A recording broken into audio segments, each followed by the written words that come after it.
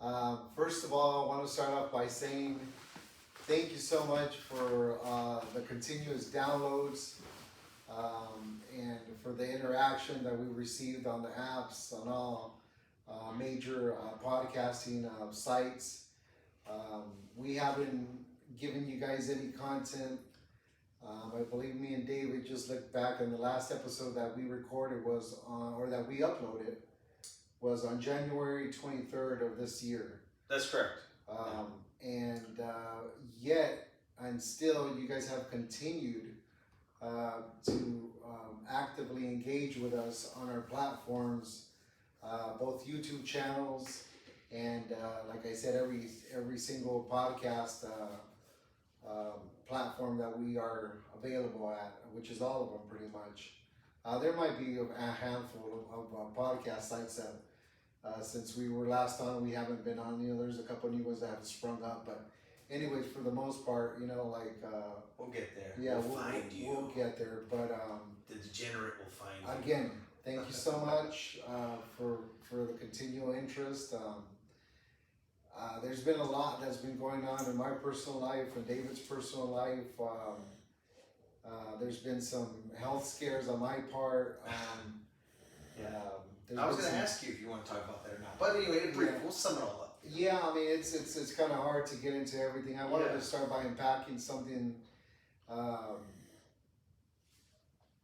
pretty pivotal that's happened in my life this year, and that's what we're gonna try to do to get back up to speed. There's just so much that's transcended over the course of this year. I mean, we're halfway through the year, and I could just remember us bringing in the new year. Are we half? Yeah, we're already halfway of the month almost. Jeez. Today's the 9th, if I'm not mistaken. Today is the 9th, yeah. So and I'll do my best not to get on your nerves or everybody else's, so continue. So yeah, I mean, Dave was gracious enough to find time in his busy schedule today to be able for us to get back together today and try to at least continually try to put this back together and build some type of algorithm or on how we're going to be doing this moving forward, and give you guys some type of consistency on the scheduling of the uploads that we will continue to do from this point on. So yeah, I have some thoughts about that, but I think I'm most surprised, and only because I've never done this. You've never done this. This is our first time doing this. I had no idea what to expect, and I think my problem was I expected, because I was pretty shocked at the amount of traction we got. But then I sharing lots of artwork, sharing lots of things, and I go back and look at the enabler evolution of the logo. Yeah. And people really gravitated towards that, and everything worked. Everything we did on the podcast. I mean, people shared it. It grew. An additional 400 and something downloads. Yeah. Additional, and we haven't posted anything since January. I think that's great. So it speaks volumes, and people are starting to. They're coming up to the buffet. The meals are getting good, so I'm glad. And that's exactly what our mission is.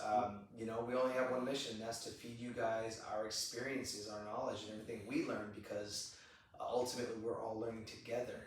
Even we are. But I share Jesse's vision to make it a mission to help share as much wisdom and experiences that we've attained, so that you can be better. Just to circle back to the title of the show, we're just trying to enable people to wake up to their own intuition, to their own consciousness, to their own power, to realize that they are source, and that we basically, with every single decision, every single thought that runs through our mind, every word that leaves our mouth, we are the creators of our own reality. Everything bad that's ever happened to us, we've created. Everything good that's ever happened to us, we've created. Yeah. And once we start getting in tune with that fact, we start moving a little bit more consciously and realizing how powerful we are as beings. Yeah. And it could take a couple of years, it could take a while, or you could be like me, it could take 40 years. Yeah. But it doesn't matter. The goal is to just get there. And you just won't only benefit from that, but everyone around you, your circle, everyone you surround yourself with, they are going to reap the real benefits. Your children, your family, your parents, parents, whoever is there, it's a contagious, it's a contagious vibration that everyone is going to enjoy. You cannot help but, just be gravitated towards it. Absolutely. Yeah, but I'll stop interrupting you. Go ahead. Just to circle back to what you said, I think that was beautiful. But Jordan Peterson has a quote that he says, "If it's worth the doing, it's worth doing bad." You know, it's worth the doing. If it's worth doing, it's worth doing bad. I mean, most people don't ever do anything because they don't want to look like amateurs. Everybody is an amateur when they begin at some point. And people just don't want to look like fools and don't want to look like amateurs. So that's the biggest impediment for them to even get started on something that they might feel that's worthy. You just brought back a really crazy memory and a visual. Jesus. But that's crazy. yeah, so anyways, listen, we're back. Thank you for the support. Thank you for sticking with us. But we never left. Yeah, like the rappers say. We just had to take a little, on my part, a little medical hiatus, and that's okay. On David's part, he's just been busy with a whole other, art and stuff, and stuff, family, that type of stuff. Good stuff. Good stuff. Yeah. Yeah, and I'm gonna let him get to that at a later date. You know what I mean? When he feels more comfortable, delving into it. I'm an open book for the most part. I think that's what's helped us, get the views that we've gotten and the followers that we've gained over since we started. I mean, there's something to be said with being transparent and being vulnerable and genuine. I think there's very little of that now.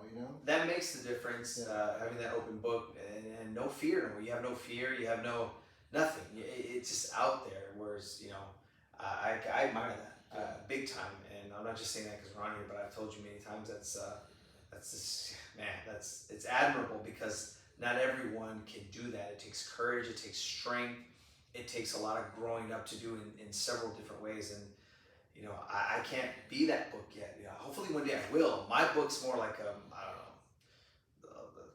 like a magazine, like a Playboy. You just ready to peek at it. That's it. But no, but all good stuff. Yeah. And I got messages from people. I haven't got back to anybody, especially Juan. I'm not gonna say your last name or where you live because I know it's just gonna give it away.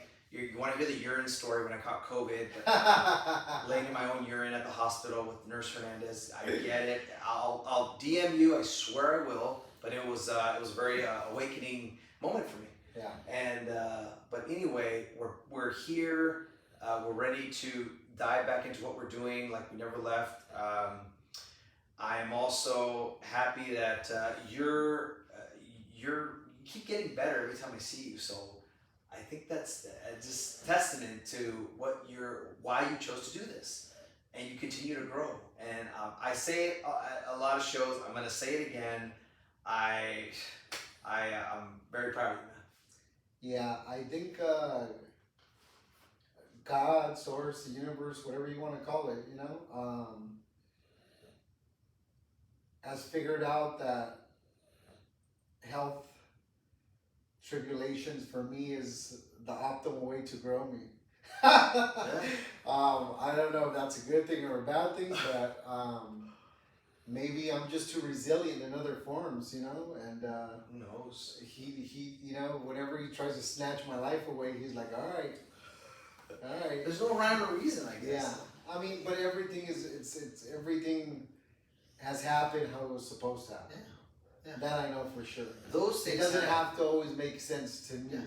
It makes sense in the bigger picture of things. It's kind of like working under pressure, or making decisions under pressure. But yours is a whole different kind of pressure. But those things they work out. It's very funny how that works. Yeah. But without further ado, what is the title you read to me? So this is gonna be episode 33 of the Enabler Podcast, and we're calling this one the version of me that was birthed by my dad's death. How'd you come up with that title? Well, obviously, it's pretty self-explanatory. Earlier this year, I lost my father. 82 years old. He had his health issues. I think I had touched on it on another podcast before. And he suffered a stroke 3 a.m. in the morning or so on February. No, let me go back. I think it was my dad passed on February 4th. He was in the hospital for a month prior to that because he had a stroke. So I would guess January 3rd. Then my dad had a stroke. On the 3rd? On the 3rd of January. No, that wouldn't have been accurate either, because we did our podcast on January 23rd. So I think my dad had his stroke on February 4th, and then he passed. No, he had it on February 3rd, and he passed on the 4th of March, if I'm not mistaken. Approximately 9 days after we did Un Día Más, Un Día Menos. Approximately 9 days after that, yeah. Now, I certainly hope I'm not butchering the dates. I got a lot on my mind, but as the best as I can recall, those are the dates. But yeah, so my dad fell ill. I woke up one morning, to him, choking on his own vomit. My mom was trying to wake him. For some reason, something woke me up that morning. I was on my way to the restroom, and as I was passing, I seen my dad, gurgling and having trouble breathing, choking on his own vomit, and so we went to me and my mom hadn't woken up by that time, and we turned him on the side to alleviate him, having to struggle. He wasn't very able to move and just freely turn himself on his side because most of you guys know, like I mentioned before, my dad was a double amputee, and so he obviously didn't sleep with his prosthetic leg, so it was kind of hard for him just without having his legs, the availability of his movement was kind of limited. So we were able to manage to turn him on the side, alleviated that. His breathing was unstable. We immediately called the ambulance, which got here fairly quick, which we're grateful for that. And they took him, and then shortly after that, I got dressed and headed out to the hospital with him, and from there, they tried to stabilize him a little bit. He lost his motor skills to speech. He lost his motor skills on the whole basic motor skills, right? Yeah, basic motor skills on the whole right side of his body. Jeez. Common stroke, symptoms, and eventually they had him at the hospital. They somewhat stabilized him. Once he was there, he caught pneumonia. And so they dealt with that. But at some point, it seemed like he was turning back around, and he was he wouldn't be able to talk to us, but he would communicate by moans and groans. And we've been around my dad so long that we were able to pick up on what he was trying to tell us, and on visual cues and that type of stuff. Whatever we could to try to communicate with him, we would use. He lost the function of his right eye. He was only able to have his left eye open. It was just it was pretty bad, Having a span of 9 days. Yeah, once they actually stabilized him, then they moved him over to a facility in Gardena, which was a rehabilitation facility that came highly recommended by a neighbor of ours, and we did reviews, and it was a highly recommended rehabilitation center. So the goal was that they were going to transfer him there and start giving him therapy to get his, right side of his body working again. But it just seemed like once he got there, he just felt more and more ill, and he just started becoming even more and more responsive. Like me and my mother and my family members would go visit him, and he knew we were there, you know, because we'd hover over him and we'd grab his hand. But you know, like just the moans and groans we would get before, and the movement of his eyes following us with his one eye that he had open, it just started. I began to be less and less, and so you know, eventually we would just go visit him, and he was just sleeping all the time. You know, he was just sleeping all the time. You know, at one point we thought that, you know, maybe they were sedating him. You know, just like a concerned family, and you know, that doesn't really have an explanation to why he seemed to have been deteriorating in front of our eyes once he got to that facility. We had questions and we're like, are you guys sedating him? Is that why he's not moving anymore? Is that why he's unresponsive? And they assured us that that wasn't the case, and Just natural. it was just natural. But I mean, he just slept and slept, and you know, he would one thing that I would always discuss with my sister was, like, I don't think Dad would yawn the way that he does, because he would be asleep and he would like yawn, where he would open his mouth like wide open and then just go right back to sleep. Wow. And I'm like, I don't think if he was sedated he'd be able to do that, you know. I think he'd just be more comatose and just, you know, breathing. Yeah, we get a call one day around 5 a.m. in the morning. My sister, well, they called my sister actually, and she calls me crying, and I already knew. Yeah, I already knew. And it's important. You know, I appreciate you sharing this story and giving us, you know, all the details, which, you know, you don't have to, rightfully so, but I appreciate it. Yeah. I'm sure the rest of our audience does. And the way you process, you know, your father's death is why you know, we get into a short discussion as to, you know, why he wanted to do the title of this show. And he said something before the title, and it was a little bit longer, a little bit more words. It was a little long-winded, wordy, yeah. And usually, I do what I do. I like to get into my creative mode, and I asked him some questions. Questions about the past, who he was, and how he felt. Like, hey, if you were this version of yourself before cancer, before everything that has happened to you, that everything that's molded you to who you are today, how did you feel? What were your thoughts? What went through your mind? And at first, you know, it was a little. He was trying to figure out where I was getting at, but then he said, "I know what you're trying to say." And I started saying a few more words, and sure enough, he got it. And I think just trying to sum it up and get it all together, it made me realize that the way you handled this was far beyond any version of mature, supportive, reliable. You're very in control, or very in tune with what you need to do. And what you need to do was something that, you know, you couldn't say to anybody, but you knew yourself who you had to be. I saw how very calm you were with the family, how everyone you greeted.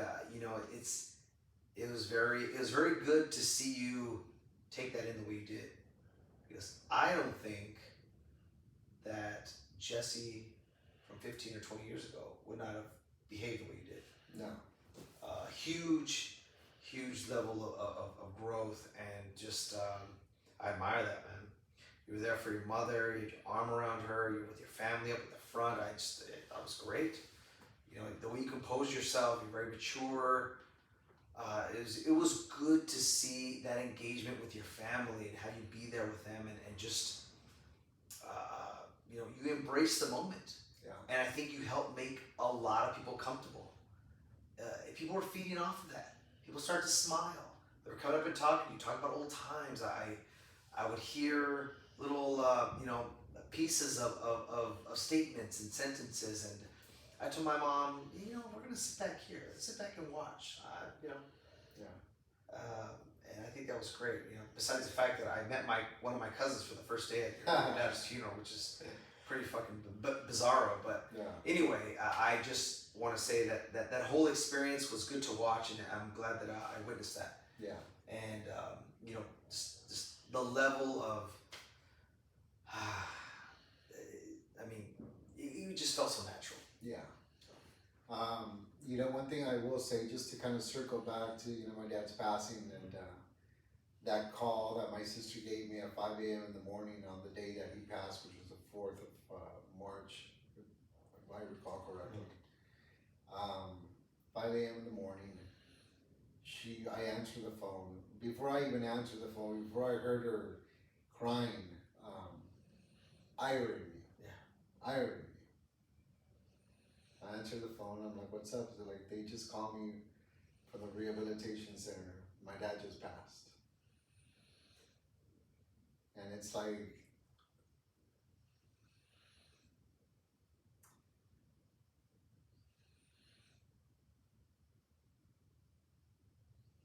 everything just goes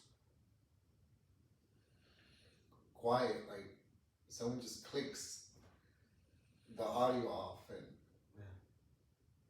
you're just a robotic shell of a person just moving about to the next thing. And I had the fortune or the misfortune to wake up my mom from sleep, and you know, when she see me turn on the light, I told her, "Mom, my dad passed already," and she just started bawling. By that time, my sister walks into the room, and we're both trying to console Mom, and also trying to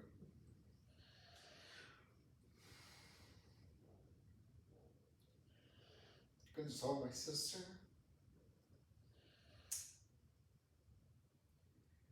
And it was tough. What do you say? There's no appropriate words. There's no real sentiment in the English vocabulary that could. There's nothing you can say. There's nothing you can't say. There's just only thought and memories. There's thought. There's a whole lifetime of interactions and good times and bad times that just come rushing by.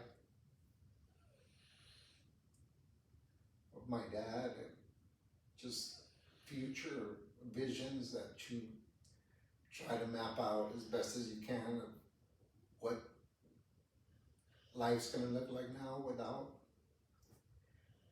him around.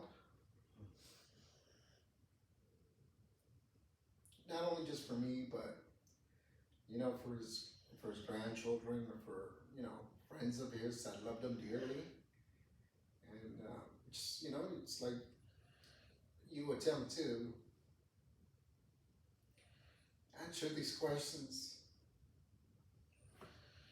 in a synopsis of time, and it's impossible. It's impossible. You know, me being here months after it's happened, and I realize that maybe I won't be able to answer these things ever, you know, but you feel them. You keep pushing on, you know.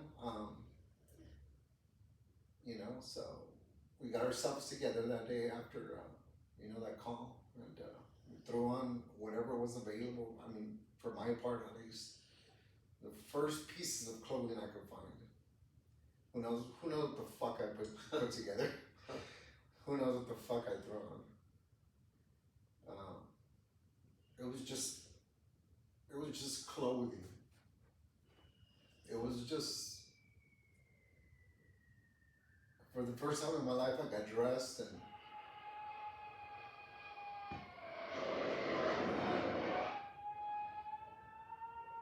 there was a firework going on outside. Yeah, unfortunately. Welcome to Wilmington, California. Welcome to everybody. Wilmington, California. Yeah, where these fucking young kids just like to fucking go off with fireworks for no apparent fucking reason. I guess they got money to burn over here. So. Yeah, it's like they discovered fire, you know. Look, me! I discovered fire! Me! Hey, somebody noticed me popping fireworks. Yeah. Anyway. But anyways, yeah. So yeah, for the first time in my life, I got dressed without any inclination of So funny how insignificant things. how insignificant shit was. Like, you know, I guess I was able to keep it together enough to fucking put the same fucking pair of shoes on. You know what I mean? Through whatever, just got dressed, grabbed the fucking jacket, made sure my mom was put together. And we jumped in a car, you know, drove up to the facility, and staff greets us when we walk in. It's still fairly early. I mean, we get the call at 5 a.m. By the time we got out of here and out of our house and drove, I think we got there like right at 6, you know, sun's coming out. And staff comes and greets us and gives us their condolences, obviously. And, you know, my sister stays behind a little bit while me and my mom proceed to the room. One of the nurses is taking us, and my sister stays behind with my brother-in-law talking to the front desk. I take it my sister was inquiring how exactly it happened, and, you know, that type of stuff. It's, you know, again, I'm gonna know for sure. We just proceed to the room with my mom. We get to my dad's bed where they had him, and we're gonna push through. Yeah, go for it. We get to my dad's bed where they had him, and he's already covered up. You know, they got him covered up in a sheet. Yeah, you are able to see him? Yeah, we're able to see him. So yeah, me and my mom was on the right side of him.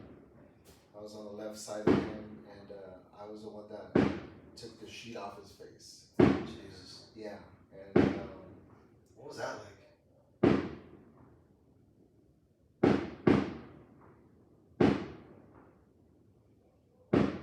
wow, you motherfuckers really. Yeah, I think I don't know if it's a clip from the CNN with the Ukraine and Russia war or what the fuck. Yeah. Did the Queen Mary just pull up on L Street? Let me give these adolescents a chance to Jesus. Yeah, just. Let me give them a second to. I don't know how long the shit's gonna go on. It's eventually it has to run out. Yeah, if they got this much money to spend on fireworks, then our future's fucked. Either it gets very annoying very quick, or I'm just getting no rhyme or reason. What are we celebrating here? I don't know. I think. Wow, look at the Jesus, we get some more fucking volume on our microphone than we. Yeah. Wow. Unbelievable. All right. But anyway. Well, anyways, let me get back to it. Yeah, Wilmington's finest youngsters there. These fucking nimwits decide to fucking light up again. But anyways, you know, going back to the question that you asked, how was that? So I take the cover off my dad. Funny. I wasn't expecting to see this. I was taken very back. My dad had a smile on his face. Whoa. My dad was smiling like a childlike smile. Like when a baby first wakes up from an amazing nap and he's like stretching and he's happy that he's awake and he's being embraced by his mother, and you know what I mean? What'd your mom say? I was like, Mom, look at my dad. He's smiling. You know, she's crying through the tears, but she was like, I know. First thing I noticed. Wow. My dad was a very serious man. Usually had a grin on his face. Didn't wear a smile very often, you know what I mean? He was a very serious man, very stern man. Only time you did see a smile on his face was when, you know, he was having his drinks, and, you know, he used to enjoy that quite a bit, you know. No. So he was always very happy when that was going on. You know, just like most of us are. I know the feeling. Yeah, you know, who doesn't like to have a nice stiff drink and, you know, a couple beers and, you know, just, you know, that was kind of his thing. So. Wow. But my dad had a beautiful smile on his face, man, and I'll never forget that. Yeah, And it just really put me at ease, you know what I mean? And me believing in what I believe in, you know, obviously, you know, I'm not religious, I'm very spiritual. The first thing that came to my mind, and this is from my perspective, again, I'm not pushing my agenda on anybody, that's not what we do here. This is just my perspective, this is my belief, and I just believe that my dad walked into the light, as they say, you know what I mean? And he was greeted by people that were, you know, that have gone before him, and I think it was a beautiful reunion for him, you know? That's a way to go out smiling. He seemed very happy wherever he went. It's funny, I didn't even know that he could smile because, like I said, his face was a bit paralyzed, so he couldn't really talk. The whole time since he went to the hospital, he never smiled once. But we wanted to go see him that day after he had passed. He had a huge smile on his face. And even though his eyes were closed, like you could see like his eyes smiling. Like the bottom part of his eyes smiling, even though his eyelids were closed. And he didn't look wrinkled. My dad's face was no wrinkles. Wow. It was just like, wow, you know? I mean, like, my dad was wearing death very well. You know, like, wherever this man went, he went. Yeah. And it seemed like it was like a good transition. Not very many people can wear death like that. Yeah, it seemed like it was a very good transition. Wow. He was glowing, bro. He was glowing, like he was wearing death and he was glowing. Whatever last thing he's seen before he passed from this earth to wherever we go after, people can think heaven, I mean, you know, whatever your belief might be. Back to source, back to his essential essence, which I believe is spirit. We'll know when we get there. That's exactly right. The only people that know for sure are the people that are no longer here to tell us about it. And everybody else is just singing gospel for whatever reason. But yeah, I was happy about that. Then by that time, my brother-in-law and my sister go into the room as well. And, you know, me and my mom moved back so that my sister and my brother-in-law could go up to the head of the bed where we were, me and my mom. And my sister obviously just starts bawling and touching his face and kissing him, you know? Wow.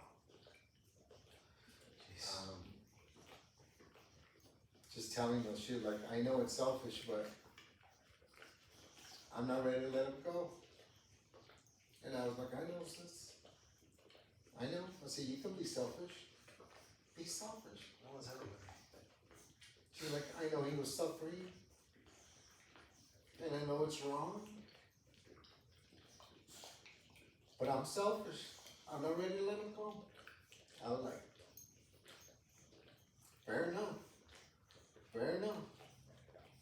I know you're not ready. You don't have to be. You don't have to be ready. Be selfish. Be selfish. She kissed him. Told him she loved him. And she meant it. She meant it. I don't think my dad could have picked a better wife, and I don't think he could have had a better daughter. Things are just a true observation from my perspective, removing myself as his son, and you know, also the fact that he was my father. But I don't think I will ever meet a man that could have picked. Well, hopefully, me somehow in the future, but I don't. As of now, I don't think I've met a man that could have gotten luckier with a woman like my mom for his wife, and could have got luckier with a daughter that loved him. And my sister would cater to my father. She would cater to him. your mom and your daughter, and his daughter are there for a reason. Oh, yeah. He couldn't have picked any other way. he needed your mom to be there Yeah. for this all to work. Yeah. Anyone else, it would have been a very My dad picked a wonderful woman for his wife. Mom's Wonderful woman. sweet. Yeah. Wonderful woman. She's a sweetheart of a woman, and she's, you know, only a saint of a woman like a mom could, you know, dealt with a personality like my dad. My dad was great, you know, but he had his flaws like all of us do. You know what I mean? That's why they worked. Yeah, you know what I mean? But my mom was such a fucking tough woman where, you know what I mean? Sometimes you just throw that weight of, you know what I mean? Having to, you know, deal with his, you know, shortcomings, whether it be, you know, him being accosted by his ailments, medical ailments, or, you know what I mean? Simple thing, choices of food. Choices of food, I mean, you know what I just, mean? yeah. It was just a constant battle all the time, you know what I mean? He always had the sentiment like, well, look, I'm sick, you know, I'm gonna die one day, let me just do what I want, you know? I mean, there's a lot of truth to that, right? I mean, I guess that's one way of looking This at is things. life. I mean, It's one way of looking at things, you know, that was a sentiment, but then, you know what I mean? He would get sick, and he'd always, like, be like, I think I need to go to the doctor, and I'm like, oh, all of a sudden, huh? Like, what happened? It was tough talk about a week ago, you know what I mean? Like, you sick, old man? Like, yeah, I think I'm sick. Like, oh, fuck it, here we go, right? I mean, I'm his son, bro, what am I gonna do? You know what I mean? I would always advise my dad, you know, what a big fight that, you know what I mean, or a reoccurring conversation, I wouldn't say a fight, but a reoccurring conversation that me and my dad would always have was always like, Pop, you're 80 or 82, you know what I mean? Because we had the conversation way before he even hit his 80s, you know? Because my dad was a double amputee for like 15, 16 years, you know? I'm like, I'm half your age. I'm in my late 30s, early 40s. At my age, which is half your age, I've realized that there's shit that I can't do anymore that I used to be able to do when I was younger. My body doesn't allow me to do it anymore. I've gotten sick because of it. I got cancer because of it. The cancer took me down. Like, how in your mind do you think that you being twice my age and having such an advanced, diagnosis in diabetes, and, you know, my dad also had heart problems, you know what I mean? How do you think that you can continue to do things that you did with these elements that are currently existing and think you can still continue to do things that you did back then before you got sick? Like, we're sick now. Like, I'm half your age and I realize my limitations. There's shit that I can't do anymore. What was his response?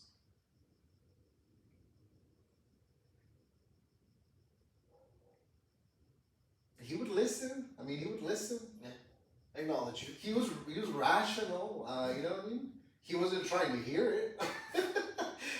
You know what I mean? Like, he never told me this, but, you know, just like by me reading his body language and you know, him not looking at me when I'm having these conversations with him, like, I just think he'd be like, nah, you know, like, fuck off, you know what I mean? Like, respectfully, but fuck off. Let me, Bollocks! like, come on, kid, you're my son, relax. Yeah. You know what I mean? You're not gonna tell me what to do, you know? Fair enough, yeah. Fair enough. You know, that's the way, he never, you know. You can read the body language. Yeah, you can read the body language, you know what I mean? Haley, we need you to be quiet, we're podcasting, or you're gonna get kicked out of the studio. Yeah, come here. Let me All scratch your ass. Come here. But anyways, man, so, yeah, you know, that's how I would internalize that he would take those conversations, you know? Jeez. And, you know, it was a constant battle, man. You know, my dad was very strong-willed, very old school. you know, typical Mexican man from that era, you know. Machismo. Absolutely, absolutely. Some level of that, you know. Wow. I mean, Some level of I'm that. trying You to, know? it's just like, would I be like that if I was 80? I mean, look, bro. The only reason I was able to recognize my dad being a bit machista is because it takes one to know one. If I'm being honest, you know, we were just having a conversation about this earlier. Whenever we pass judgment on somebody else, we also see that same thing in us. It's just easier for us to throw that judgment on somebody else. But there's no way that we could see somebody's faults if we didn't see that if that fault that we recognize in somebody else wasn't a reflection of our own fault. If we recognize. If we're honest enough. Sheesh. If we're honest enough. I think I probably would. I think I would crack. There's something called willful blindness, right? Which a lot of us practice, whether we know it or not. Or we're just unconscious to it. You know what I mean? Or we're just stupid. It just depends on what level of full, or how full of shit we are, you know, when it comes to being honest and forthcoming with ourselves. And I mean, who wants to willingly admit their faults or their weaknesses or where they come short in life or in duty or in responsibility? I don't think no one's really looking to fucking make a list of all the shit that they suck at, you know? My eyes are brown, so I'm And that full they of could shit. do better. But anyways, man, yeah. Dude. It was one of those things, you know what I mean? But my dad died happy. Like I said, I don't know what that transition must have been like for him, but the man didn't have a wrinkle on his face. He was glowing, and he had a smile on his face. And I'm like, that's good enough for me. That's good enough for me. For the last month, I just felt like my dad was trapped in his own body. Yeah. It wasn't him anymore. It wasn't my father. Like, we would physically go visit a shell of a man that used to be my dad. A transition. Yeah, we're visiting the shell of my father, the avatar of my dad, but not even a functional avatar anymore. Just a broken, decomposed, like an old Star Wars. A relic. Yeah, like a relic of what he used to be, like a relic of his former body. Like a relic, like when you explore a sunken ship and it's still kind of all together, but you know it has its wear and tear, and you know it's like, oh, you can tell it's been under sea for a while, and you know my dad became like, his body became a relic, a former shell, a functioning adult human being that I knew as my father. And all the emotions and all the character that was packed up into that body, you know what I mean? And I saw that you would share things with me here and there, and I won't get into what it was, but you know, I knew firsthand what you were going through when you would share those things with me. But nothing was more prominent or awakening than the day of the service. Yeah. I think see everyone come together. When we were at the store buying everything, we ended up meeting at your house. Here we had dinner. What do we make? I don't know. Hibachi. Hibachi. Yeah. And everyone was here. I saw everyone behave and talk and engage. Every single one of you. Every single one. Mm-hmm. Including my mother. Yeah. In a way that I've never seen in this house. Yeah. Because I noticed that, and the change was like that. I snapped a finger. Yeah. And I said, and I told you, I said, man, this happened. This is gonna change everything. Yeah. And it did. And I saw how happy everyone was, and it was a good feeling, man. My mom was tired. Yeah. She didn't want to stay. Yeah. You know, she's older, and she said, wow, I had a lot of fun. Yeah. I had a lot of fun talking to everyone. It was great. We had a great time. Yeah. So I appreciate that sentiment, but just to kind of go back to where I left off. Eventually, my mother and I and my sister and her husband, we leave. And we head back home and we start planning for everything, you know what I mean? This was Saturday morning when they called us, you know? Yeah. I had just started a new job. That's right. I had just started a new job. You just got hired, actually. It had been a fucking whirlwind for me because it was in the profession of life insurance, which is what I've done in the past. And I had let my license lapse. So I had to study for a life insurance exam in a period of a week and a half, do my continuing education courses, compact that, try to get 36 hours of classes done, going back and forth to the hospital to visit my dad, and then pass the fucking state exam. I remember that. It was just like everything came down on me at once. So, Dave, I'm not sure if we lost anything. Can you check? Because I just heard like a little ding. Off right now. So we good? Hey, give me just a second. Go ahead, keep talking. It's fine. Okay. So anyways, Go ahead. yeah, it was a whirlwind of things that I had to get done in a very short time span from the point that my dad got sick. One morning, when I'm leaving the hospital from staying with him overnight, because I was doing that for a number of days,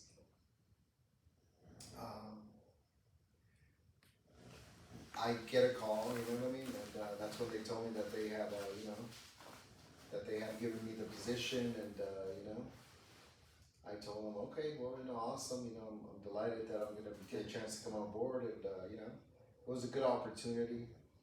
It just happened at the wrong time. Really good opportunity. I'm very grateful that it happened. So all this happens while my dad's sick, and I'm going to visit him and spending nights there, and I'm trying to pass the state exam and trying to get all these continuing education hour courses taken care of, and it's like all of this pressure just building up on me. Yeah. And I'm trying to be strong for my family, and I'm trying to be strong for my mom and my sister, and all along while coordinating my dad's final resting place and making all the arrangements for that. And so, cut to a Friday morning, on my way to work, and right in the city of Long Beach was where I was, where I was working. Right in the corner of Willow and Cherry Street. Jeez. I'm at a red light, and I just feel this fucking pressure on my chest that I have never fucking felt. It felt like a fucking elephant sitting on my fucking chest. Holy shit. I couldn't breathe. I was gasping for air. I felt this fucking pressure on my chest. I started sweating profusely, where by the time that I was sitting at the light and the light finally turned green, I had sweated through my polo shirt, and I had a sweater on, and I had sweated through that. My clothes was drenched. My pants were drenched. Jesus. And so the light turns green, and I still proceed while this is happening in the car forward. So I drive past the light, and I try to pull over as soon as I can, So I was right in front of a Costco, Willow Cherry. Yeah. Costco there. Made a left right by a gun store there. I forget I think it's Thompson's or Hunter's or whatever the gun store is. I make a left there, and I'm able to fucking pull over, right? And I'm fucking thinking to myself, I'm gonna fucking die right now in this fucking car. I'm gonna fucking die. And I'm sitting there, I fucking put the car in park, and I turn on the AC because I'm fucking sweating profusely. Jesus. And I'm just fucking breathing and just trying to fucking breathe and compose myself because this shit is washing over me, bro. And I thought, because, when I first got diagnosed with cancer, I was having some pretty bad panic attacks. And that's what it felt like to me, It was reminiscent of that. I was like, oh, I'm having a fucking panic attack. Well, you weren't. I didn't know that. They're getting a little ahead of me. Oh, sorry. I'm just. Yeah, This is the first time I'm hearing this. I'm just. at the moment, Yeah. that's just based on my previous experiences. I'm like, I'm having a fucking a whale of a fucking panic attack right now because it felt very similar and I had nothing else to compare it I've to. never had a panic attack. And it's fucking horrible. Bro. Jesus. It's fucking horrible. And so, Fuck. I'm pulled over for about 20 minutes, bro. And it's like I need to be at work in the next 10 minutes. Funny how you're still thinking about work. Yeah, I'm still fucking thinking about work, bro. I'm very punctual. I hate to fucking be late to anything. It's one of the traits my dad instilled in me. Don't ever, if you're fucking on time, you're late. You know? My dad was big on punctuality. Damn. And so he's taught me and my sister the same, to be very punctual, especially when it comes to work. My dad never missed a fucking day of work, bro. He might have gone to work, some days hungover, some days with very little sleep. Never missed a day of work in 40 years, bro.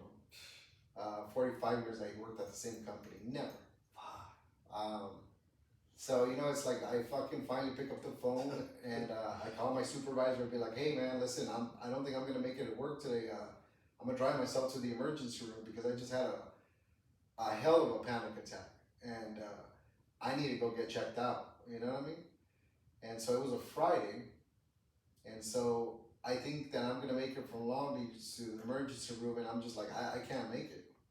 I can't do this. What the And so I just ended up driving home and I get out the car and like the pressure's still constant on my chest. Jesus. And I'm still damp. My clothes is damp and sweat and like I'm moving very slowly. And like just in my mind just saying just keep one foot in front of the other and keep moving. You're crazy. Keep moving.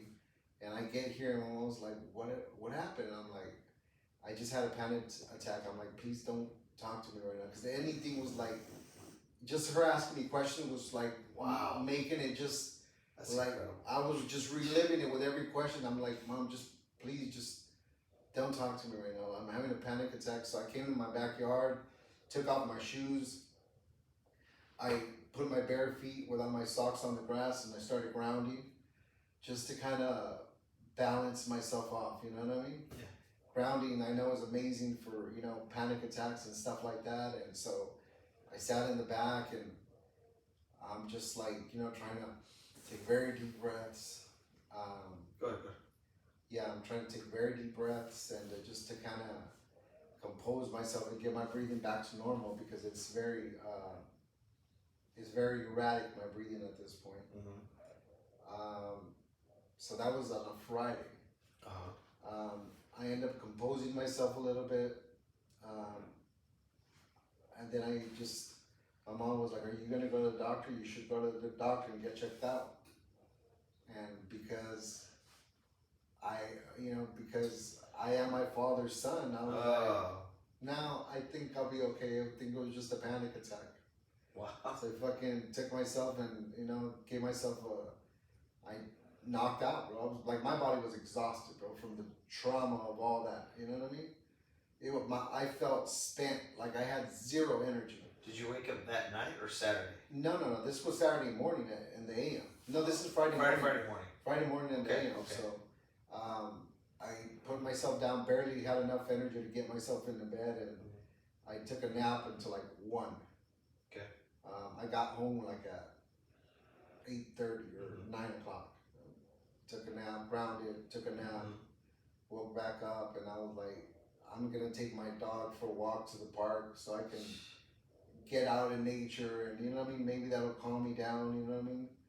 I'm still thinking I'm having fucking anxiety attacks or panic attacks, and I'm like, yeah, that'll be good for me. Grab my dog, put the leash on her, walk to the park that's only about a block away, and my mom's like, I'm gonna come with you because you don't look good. I guess I was pale as shit. She was like, I'm gonna come with you, and I was like, Mom, just don't talk to me right now. I'm just very irritable, bro.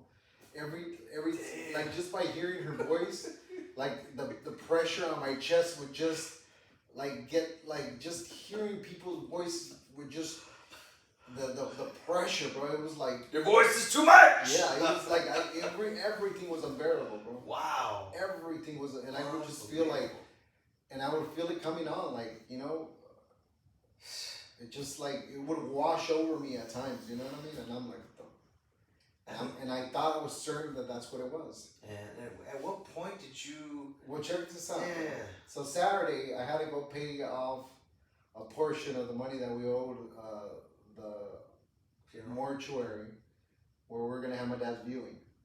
So I woke up Saturday feeling a little bit better. Didn't feel as much pressure. Oh. You know, my girl was like, "You're not gonna go to the hospital?" And I'm like, "No, I think I'm good. I woke up feeling better today." So I woke up, had some fucking coffee, which is probably one of the worst things I could have fucking had. And I felt the fucking pressure again. You know what I mean? And I'm like, "Fuck!" But I'm like, I gotta go drop off this money for this deposit. We gotta get this done today. You know me, I don't work with fucking credit cards or you know what I mean. Just you saying that makes me upset. Yeah, anyway. Go ahead. Yeah, I could have easily ran a fucking credit card for my home, but I'm a cash person. You know, like I'm still fucking dinosaur. Yeah, I'm still paying in fucking gold shekels over here. 2 shillings. So anyways, we're gonna drop off cash and you know what I mean, to pay off everything, and you know, got the contracts all signed up and went over last minute details, and you know, they said okay, got that done, came back home. You know, I had told my girl, if I don't wake up feeling better Sunday, then I'll go in to the emergency room. Jeez. Well, Sunday, you know what I mean? Like, it wasn't as bad. It was still there. It was constant all day. Jeez. Pressure across my chest. Pressure across my, but I'm not sweating profusely anymore. And like, but I'm literally like staying off my feet. I'm locked in my room. The sound of anything just irritates me and makes me irritable. And it's like, so anyways, 3 days already, bro. Constant pressure on my chest. And I told my girl, okay, fuck it. Monday morning. Cool. She still wait till the morning? Yeah, Monday morning. My God. I'm gonna fucking go, and we still talk Sunday night. She's like, why don't you just fucking go right now? They're 24 hours. And I'm like, no, I think I'll be fine. I would have broke up with you just so you know. I think I'll be fine. If I go right now at night, and you know, it's a fact that emergency rooms are busier at night. This is a deal breaker. And so anyways, wow. So I'm like, okay, so, you know, I don't want to go right now because, you know, I'm probably going to be there waiting forever. So anyways, I go to urgent care Monday morning. I find out that they open at 8, so I'm there at fucking 8. I don't have an appointment, so I'm like, hey, listen, feel pressure on my chest, and I've been having anxiety attacks all weekend. And, I felt like I was gonna die in the last 3 days. So anyways, you know what I mean? Wow. They're like, okay, well, you don't have an appointment, it's 8. We could probably see you at fucking 10. So I'm fucking sitting there in urgent care for 2 hours. You're Mexican, we're probably gonna see you after 10. So anyways, they got me in right around 10. Okay. And then, you know, once they put me in the room, still took a doctor to come back, you know, to go back there like at least another hour. Another fucking day. Yeah, like at least another hour. So it's 11 now. Been there since 8. Doctor finally comes, and you know, I'm researching shit on life, and I diagnosed with myself, and I thought it could probably be GERD. You know what I mean? Because you know, what I was doing was drinking like ginger ale, and it was making me burp a lot. And every time I would burp, I would feel like the pressure off my chest like relieve a little bit. So I started Googling symptoms, fucking, you know, and what is it? WebMD. Yeah. I'm on WebMD and trying to diagnose myself. I'll get some Tums. Yeah, it's probably fucking GERD or whatever. It's probably just acid reflux. I don't know what I ate because I was eating very little, you know, those 3 days. And I was like, I don't know, maybe it's GERD. It's close enough, I guess. You know what I mean? Wait, what was it again? GERD. Oh. It's like an acid reflux. I thought I heard something else. But No, GERD. Yeah. It's like acid reflux that has similar symptoms, like you feel pressure in your chest, you know what I mean? Okay. but it's pretty much gas that's stuck in your chest, and so that makes Trapped. yeah. So it's like, that's what makes the pressure, right? So I'm thinking this has to be it. Okay. Or anxiety, or one of the two. Yeah. Anxiety attacks. So that's This is all new stuff. Yeah. Dude. This is crazy. so. Anyways, the doctor comes in, and What nationality was he? she was Indian. She was Indian. She was Indian. What's her name? She was an Indian doctor. I don't remember, bro. Yeah. Okay, so I know I'm detail oriented, but now. no, I just like that. But anyways, she they put that little machine that monitors my heart. You know what I mean? And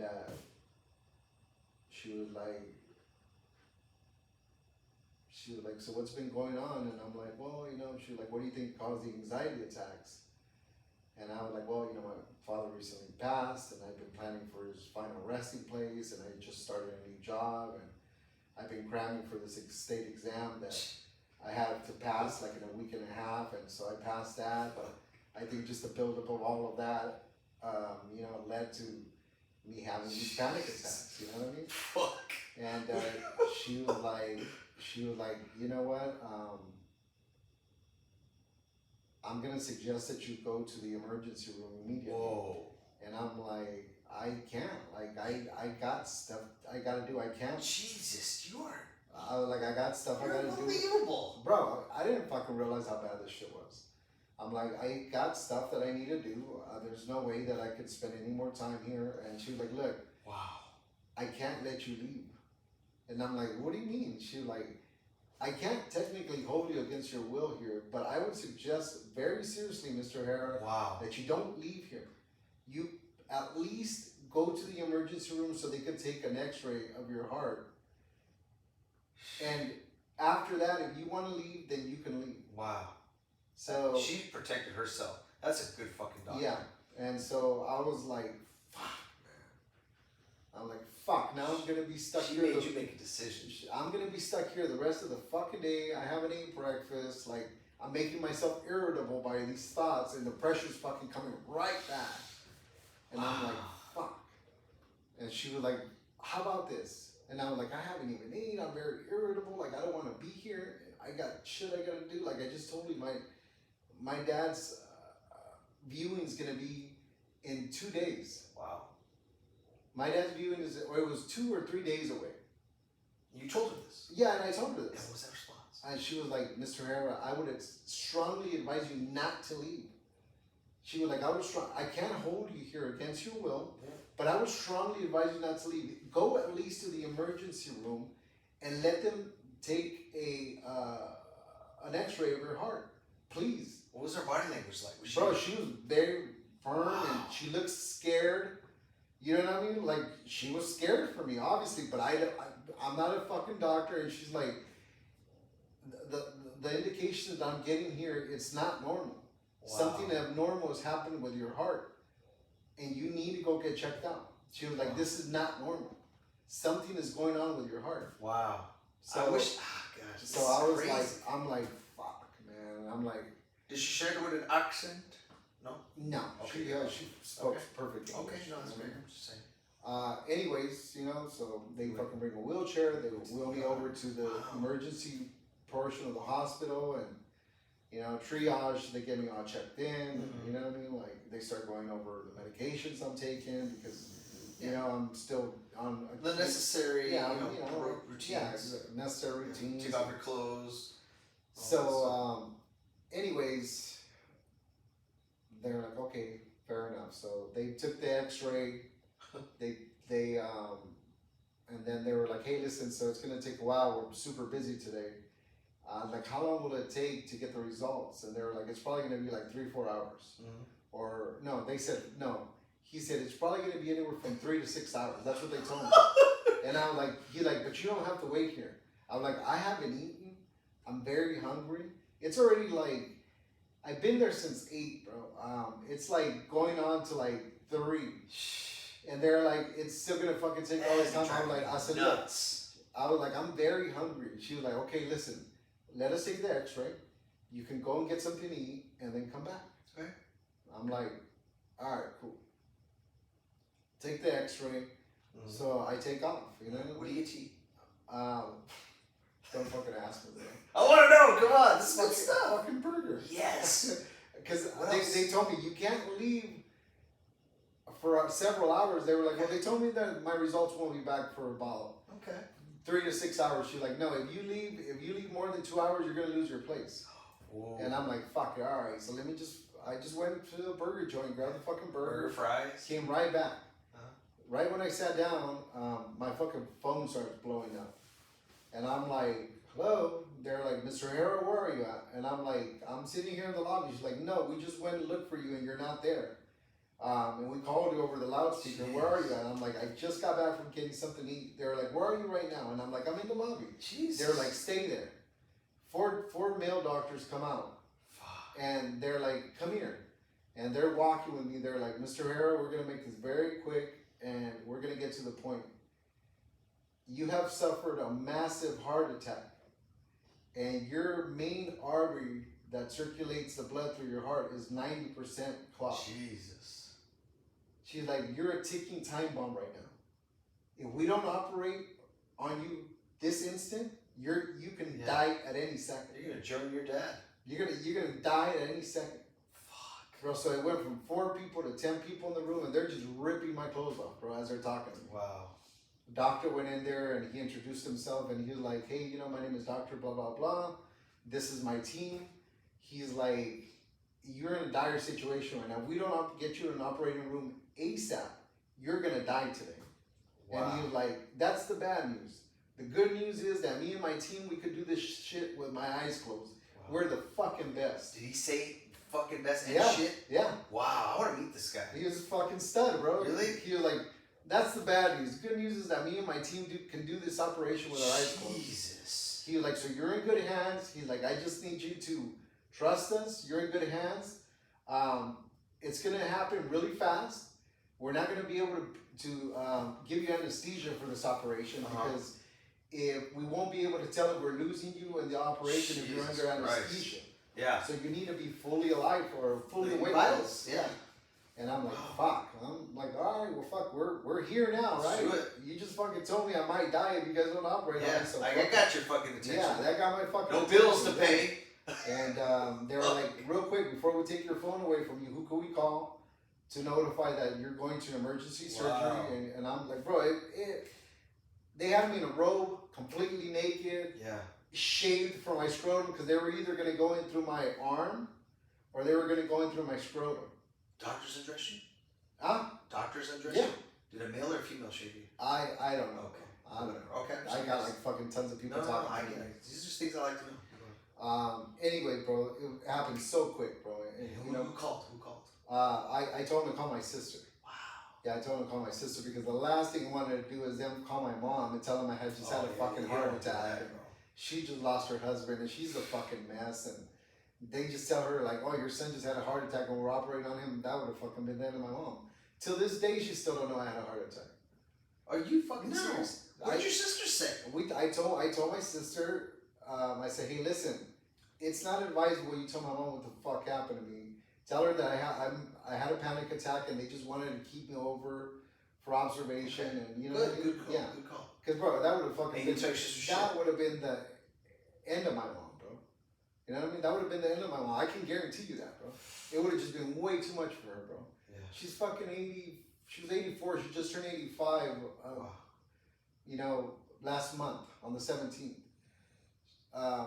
It's too much, bro. My mom can't take stuff like that, bro. You know, and So you lied, do the wrong Yeah. thing for the right reasons. exactly. Yeah, go ahead. You know what I mean?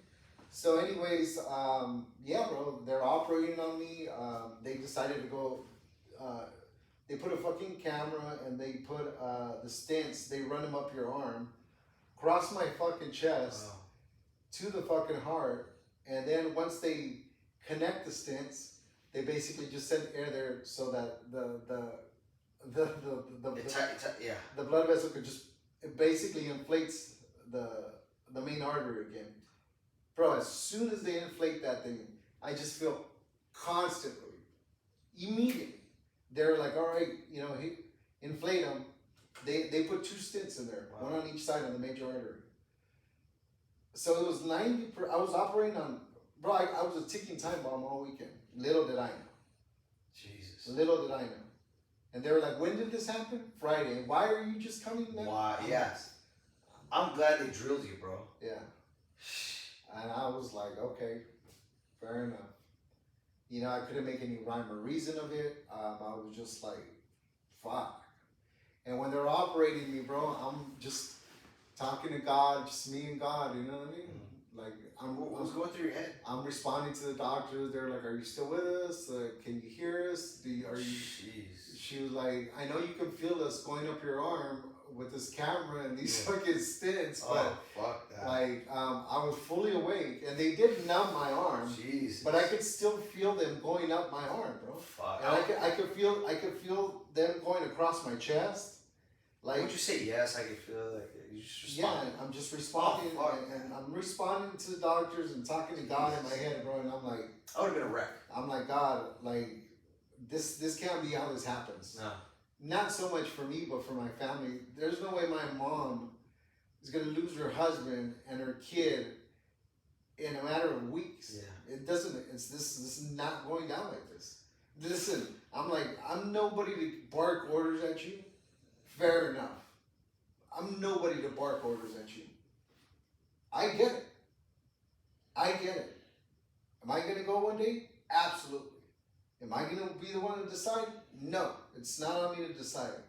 You're in charge. I ain't shit. I get it. But not like this. Not like this.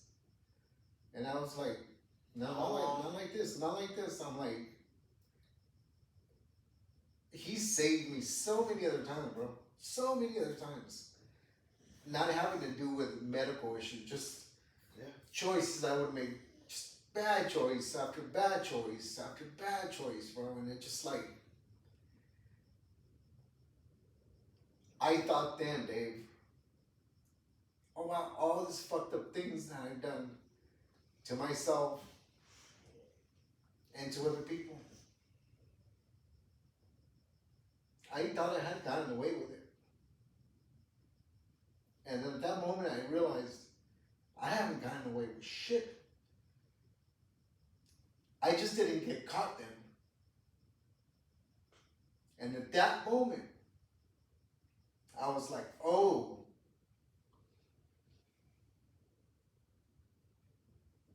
Boy, was I wrong. We don't get away with shit in this world, bro. At the end of the day, the bill At comes the due. end of the day, you don't get away with shit, and it's never gonna be the way you think it's gonna be. It's gonna be some other way that you couldn't even have thought of. And while I'm laying on that table getting operated by 16 doctors and nurses and, you know, techs, and I'm just like, man, I ain't shit. I get it. And all the pride and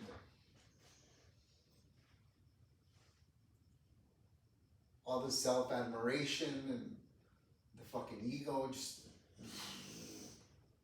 disintegrated into the ether, bro. And I'm like, I get it. I get it. I get it. I get it. I get it. I get it. I get it. But not today. Please not today. Please not like this. Like that lady does not deserve that.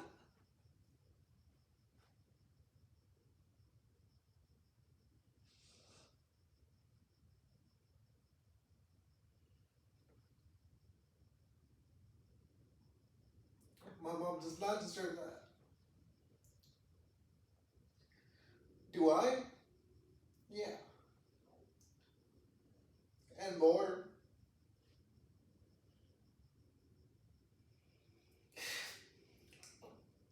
And more. But please not like this. That would kill her. There's gonna be 3 of us. Just like that, my dad, me, my mom. I'm like, fuck. Then I'm thinking of my sister. Imagine how heavy that would have been for any family. Imagine how heavy that would have been.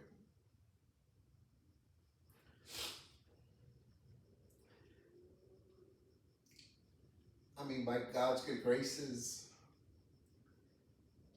fucking 2 hours later, I'm fucking on my feet walking to the bathroom, and they're like, "How the fuck are you on your feet?"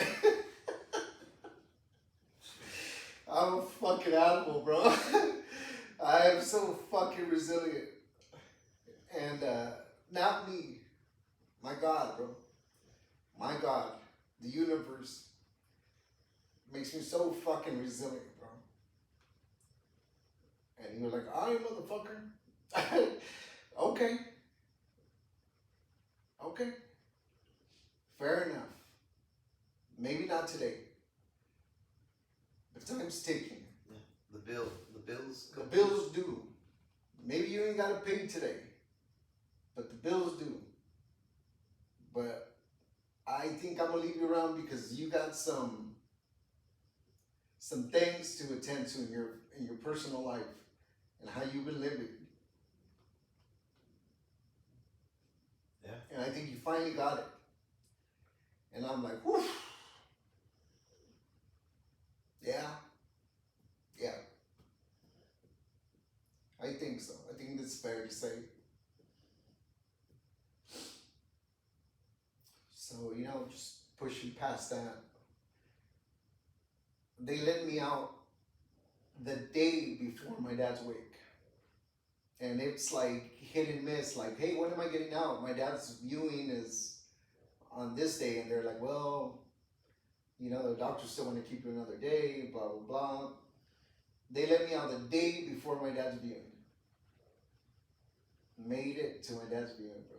Still managed to come home, get a haircut, throw on a nice suit, and I made it to my dad's viewing. And every fucking breath that I've been taking ever since that day, it's like, thank you. Thank you. Thank you. Thank you. Thank you. Thank you. I'm not exaggerating. I'm not exaggerating. Every breath, every morning that I get to have coffee with my mom, because it's a little ritual we have, I'm like, thank you. Every moment I get to spend with my girl, I'm like, thank you. Every moment I get to spend with my nephews, with my friends, thank you. Thank you. Every glass of water, every nice warm shower, every fucking bowel movement. I'm like, thank you. Thank you. I'm so fucking present at every moment.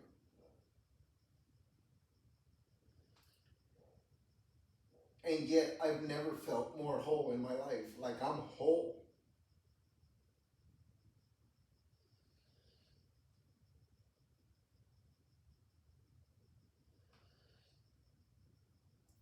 My girl tells me at my dad's, the day we buried him, hanging around, we're at we rented a little place in San Pedro, we invited people to come join us after, and, family and close friends, sitting around the table. My fucking heathen homeboys, my close friends, you're the only one that was missing, but I knew you had some stuff. My close friends, but my handful of day ones that I fucking love with all my heart. They're all sitting around me having drinks. Hey, listen, bro. Getting fucked up, telling stories. We're laughing our asses off like we normally do. I'm not drinking. I'm drinking coffee that day. Mm-hmm. And my girl looks at me and she was like, isn't it funny how God works? And I'm like, what do you mean? She was like, if you wouldn't have had that heart attack,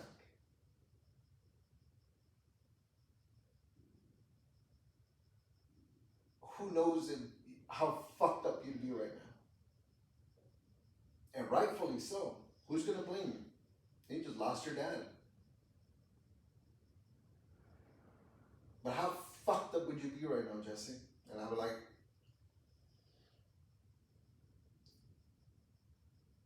so fucked up. I'd be so fucked up right now, and rightfully so. She was like, God took that off the table for you. And look at you, enjoying yourself. Yeah. Sober.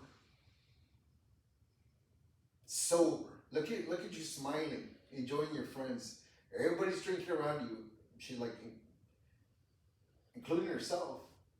But I was fucking having a great time, bro. She was like, well, he took that off the table for you, didn't he? I'm like, look, motherfucker. Here's how it's gonna be. And you have no say so.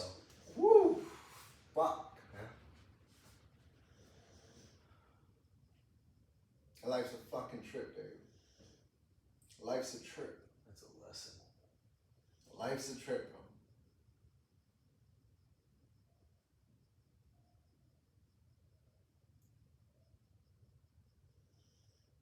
And I promised myself that my dad's death wasn't going to be in vain, bro.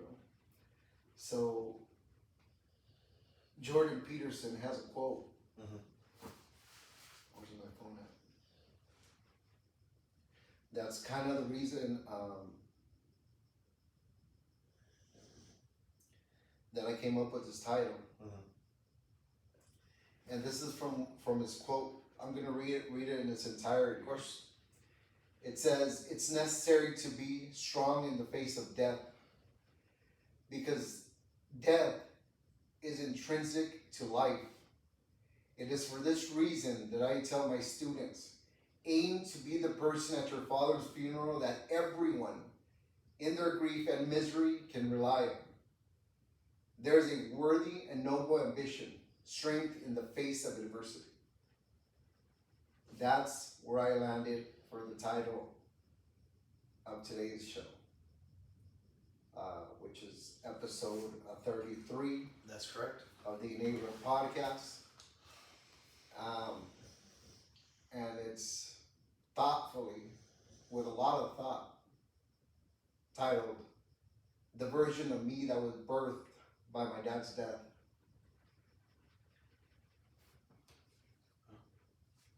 I had to become somebody else, Dave. You know what I mean? I've taken it upon myself. I need to make sure that I got big shoes to fill. He was a great man for all his vices that he had, and for all his beliefs that he had, and listen, man, we're all fucking flawed, bro. What does the Bible say? Let he who is free from sin cast the first stone. Who the fuck is free from sin, bro? Who's not trying to figure this out? The only motherfuckers that gotta figure out are the motherfuckers that are full of shit. We're all trying to figure this out, bro. We're all trying to figure this out. Some are just a few steps ahead than others.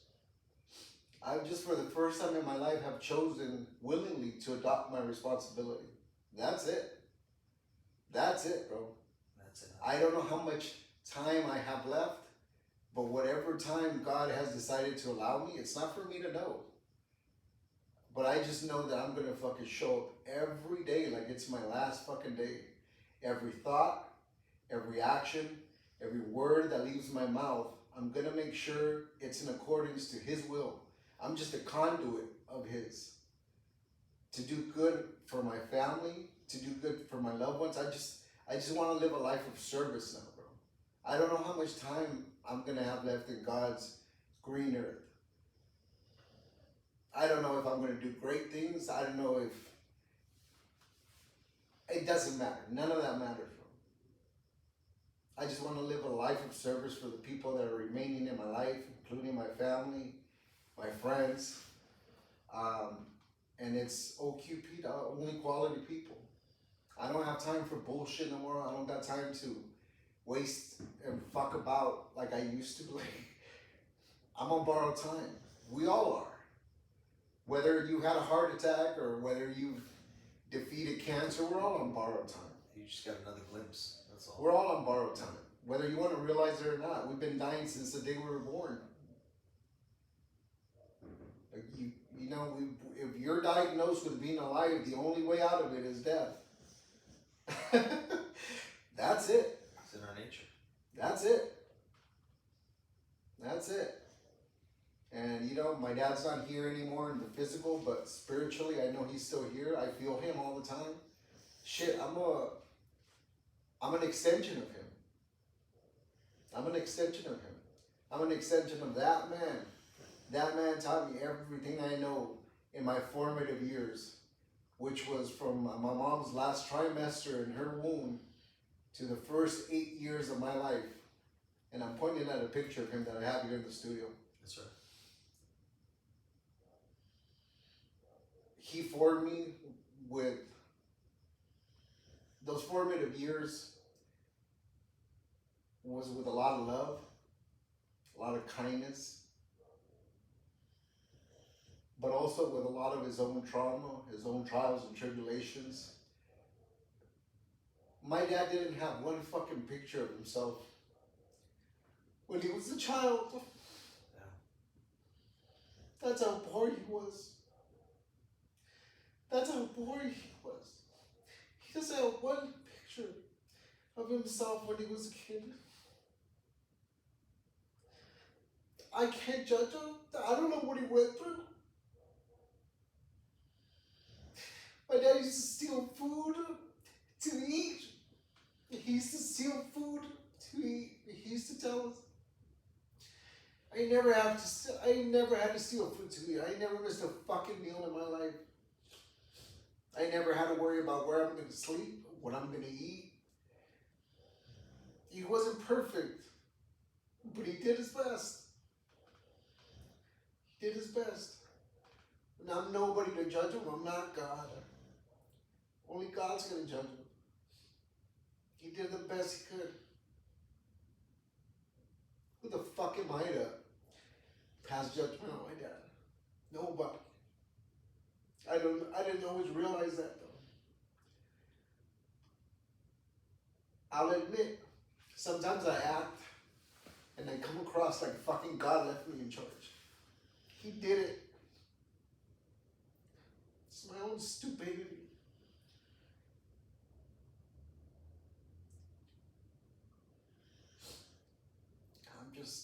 I've been very humbled by this experience of losing my dad and this medical issue that I've had recently. And like I said, Dave, every breath, I'm like,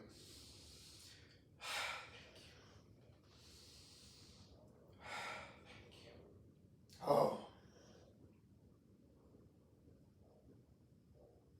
humbled.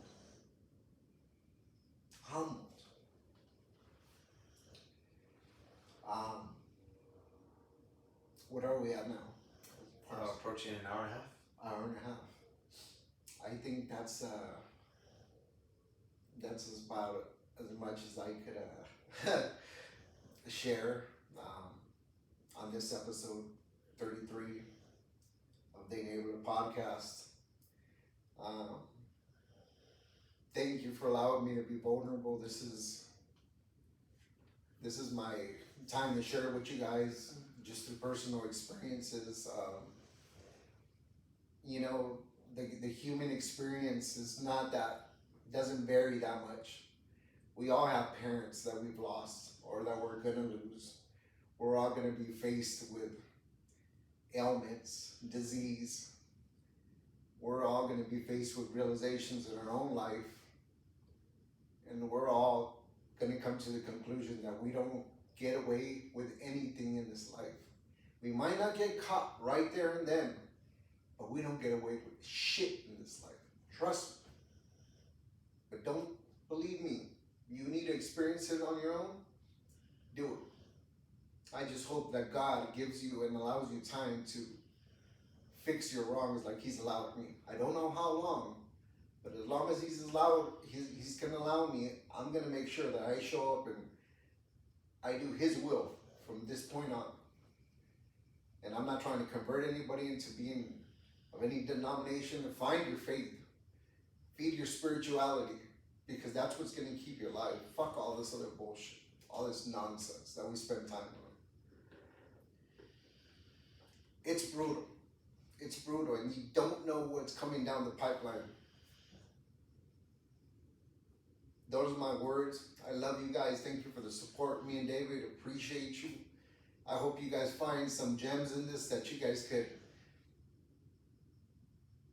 I don't know, something that motivates you to act on your behalf. I don't want nothing from you. I don't even want to fucking like. I just wake up to your own stupidity, to your own greatness, to all of it. To all of it. Own it. Own it. You can't change it unless you own it. If you're in denial of it, nothing's gonna fucking change. You could change every fucking person in your life, and the same circumstances will keep repeating, because you're the common denominator in all the bullshit that goes wrong in your life. And all the great stuff that's gone on in your life, that's great too. You also made that happen. So think about that. Remember, the devil's always on the crossroads. You're not bad people, you're not good people. We just make good and bad decisions. That's it. We all came to this world as beautiful souls. And at the core, we're still beautiful souls, but we've just been tainted. Let's make the right decision for the people that we love and for ourselves, people. That's me and David cutting out for episode 13. Let me just make sure I don't butcher this title again. We're labeling this one the version of me that was birthed by my dad's death. Thank you so much for joining us again, and we promise to keep it coming more consistently now that we've decided to do this again. Thank you so much, and good night. Thank you, Jess.